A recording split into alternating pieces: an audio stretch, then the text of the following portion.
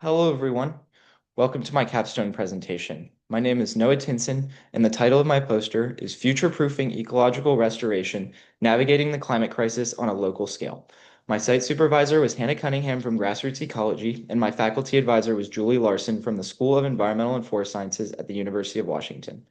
The Society for Ecological Restoration defines ecological restoration as the process of assisting the recovery of an ecosystem that has been degraded, damaged, or destroyed. As you can see here in Figure 1, this monoculture of invasive Italian thistle was completely transformed through ecological restoration into a healthy and functional native species habitat. Given the potential for restoration to help improve the biodiversity of an ecosystem following disturbance, it will become increasingly important considering more severe and frequent disturbances as a result of climate change.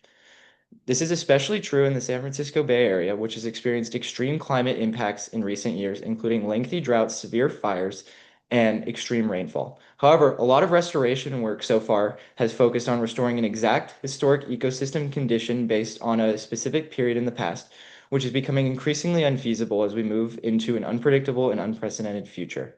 To explore what local Bay Area-based restoration practitioners are doing to think ahead towards the future versus back into the past, I followed two guiding questions.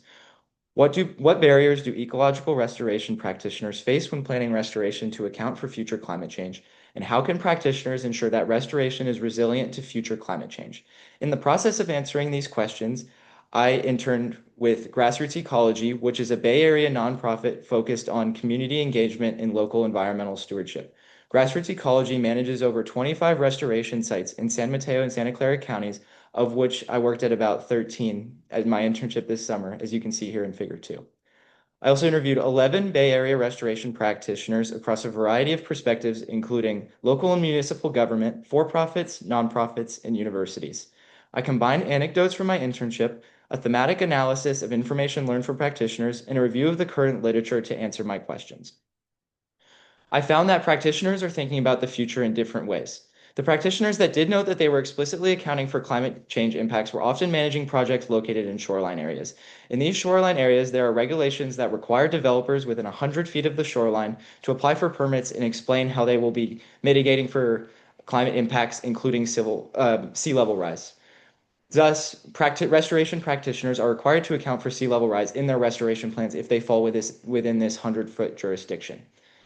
However, many others are not planning their work to explicitly account for future climate change, primarily due to challenges regarding funding, time, and administrative hurdles, all of which are interconnected with and influenced by an overall sense of climate uncertainty. We don't know what climate change is going to look like in 5, 10, 15 plus years. And it's really hard to plan past the present, especially if you don't know what you're planning for. So these barriers together create a lack of flexibility that prevents practitioners to make concrete efforts to account for climate change. Even though there is that overall sense of climate uncertainty, there are best practices that can be followed to still be prepared for the future and maximize the resiliency of restored ecosystems. One is going to be practicing an adaptive management approach. Again, many don't know what they are actually planning for in restoration, thus making it very difficult to know exactly what to do. This practitioner said, "We're not sure if this is going to have the desired outcome, but the science supports the idea that it could. It's critical to take chances on things, even if you don't know what the results may yield, and being willing to learn from potential missteps and mistakes, because these lessons will help teach what the most optimal actions are moving forward." Another best practice is going to be ensuring diversity at every stage of the restoration process. What this primarily means is focusing on planting a diverse set of species, which creates a variety of seeding times, flowering times, different heights, different wildlife and pollinator relationships, etc. All of this variability ensures that a restored area can provide benefits throughout the year, no matter what sort of disturbance may happen in the future, which increases that restored area's overall resiliency. Last but certainly not least, practitioners must focus on stakeholder engagement as a priority. My organization, Grassroots Ecology, is really focused on volunteers and community members in their work. My internship this summer had a cohort of 13 people, which created such a cool and unique experience. And I think when you open this collaborative and inclusive restoration space, you can learn from others and equally as important, instill passion for stewardship among the community. I feel so much more motivated to be an active steward in my community after this internship, and you can really inspire so many people when you show them that they can make a difference in their environment.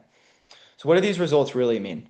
The ability to plan restoration for the future and really have that broad future scope depends on the formula of location, resources, and confidence, the product of which leaves many not able to really have that future scope.